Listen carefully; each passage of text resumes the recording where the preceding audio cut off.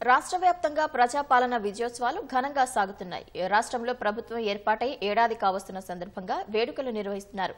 అటవీ శాఖ ఆధ్వర్యంలో వేడుకలు నిర్వహించారు. పార్టీ నేతలు, అధికారులు, విద్యార్థులు పెద్ద ఎత్తున వివిధ రకాల కార్యక్రమాల్లో పాల్గొన్నారు. రాష్ట్రంలో కాంగ్రెస్ సర్కారు ఏర్పడి ఏడాదవుతున్న సందర్భంగా డిసెంబర్ 1వ తేదీ నుంచి 9వ తేదీ వరకు ప్రజాపాలన, ప్రజా విజయోత్సవాల పేరిట ప్రభుత్వం పండుగను నిర్వహిస్తోంది. అధికారం చేపట్టిన తర్వాత రాష్ట్రంలో చేపడుతున్న అభివృద్ధిని ప్రజలకు తెలియజేసేలా వేడుకలు జరుపుతోంది. విజయోత్సవాల్లో భాగంగా అటవీశాఖ ఆధ్వర్యంలో వేడుకలను నిర్వహించారు. ప్రభుత్వ నిర్ణయంతో రాష్ట్ర వ్యాప్తంగా కాంగ్రెస్ నేతలు వివిధ కార్యక్రమాలను సందడిగా నిర్వహించారు. హైదరాబాద్ శ్రీనగర్ కాలనీలోని వెంకటేశ్వరస్వామి ఆలయంలో నిర్వహించిన సుదర్శన హోమం, నవగ్రహ హోమం తదితర పూజా కార్యక్రమాల్లో మంత్రి కొండా సురేఖ పాల్గొన్నారు. యాదగిరిగుట్ట, వేములవాడ తదితర దేవాలయాలకు కొత్త వైభవం తీసుకువస్తామన్నారు. హైదరాబాద్ హిమాయత్ నగర్లో జీహెచ్ఎంసీ ఆధ్వర్యంలో సంబరాలు నిర్వహించారు.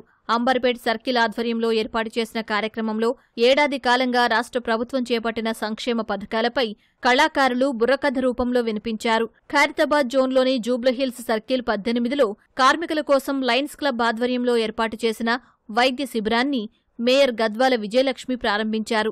జీహెచ్ఎంసీలో పనిచేస్తున్న పారిశుద్ధ్య కార్మికులు విధిగా ఆరోగ్య పరీక్షలు చేయించుకోవాలని సూచించారు.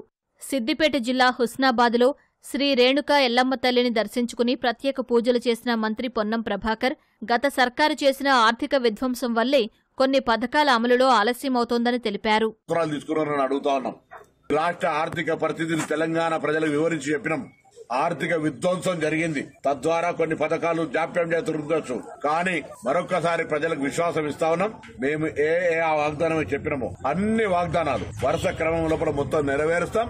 ప్రకృతి పరంగా అటువంటి ఏదైనా ప్రమాద గంటిగా మోగితే ప్రజలు అప్రమత్తంగా ఉండాలని కోరుతా ఉన్నాం. ప్రభుత్వము ప్రకృతి అటువంటిది ఏదైనా జరిగితే ప్రభుత్వం అన్ని రకాలుగా అప్రమత్తంగా ఉంటాం, కానీ ప్రజలు కూడా అప్రమత్తంగా ఉండాలి.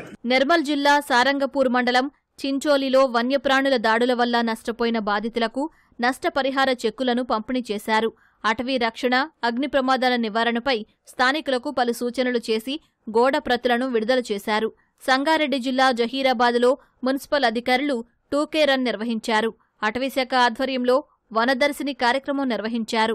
పట్టణంలోని అర్బన్ ఫారెస్ట్ పార్కులో విద్యార్థులకు అడవుల ప్రాముఖ్యతపై అవగాహన కల్పించారు.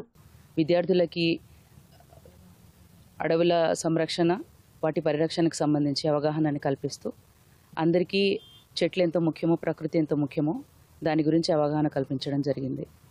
ఇక్కడ చాలా బాగుంది, చాలా ఫ్రెష్ ఎయిర్ దొరుకుతుంది. అలాగే ఎన్నో రకాల చెట్లు మరి జంతువులు ఇక్కడ ఉంటాయి. మనం ఇక్కడ చాలా ప్రశాంతంగా ఉంటుంది. నేను ఇక్కడ వచ్చి చాలా సంతోషపడ్డాను. సో మన బర్త్డేస్ ఉన్నప్పుడు కూడా ఇక్కడ మనం ఏదైనా చాక్లెట్స్ అవన్నీ ఇస్తాం మనము. కాకపోతే చాక్లెట్స్ ఇచ్చే బదులు ఒక చెట్ని ప్లాన్ చేస్తే మనకు ఎంతో ఆక్సిజన్ ఇస్తుంది. అది అందరికీ లైఫ్కి మనకు ఉపయోగపడుతుంది. ప్రజాపాలన విజయోత్సవాల సందర్భంగా దేవాదాయ శాఖ ఉత్తర్వుల మేరకు ప్రసిద్ధ పుణ్యక్షేత్రం ఏడుపాయల వనదుర్గ భవానీ అమ్మవారిని విశేషాలంకరణ చేశారు.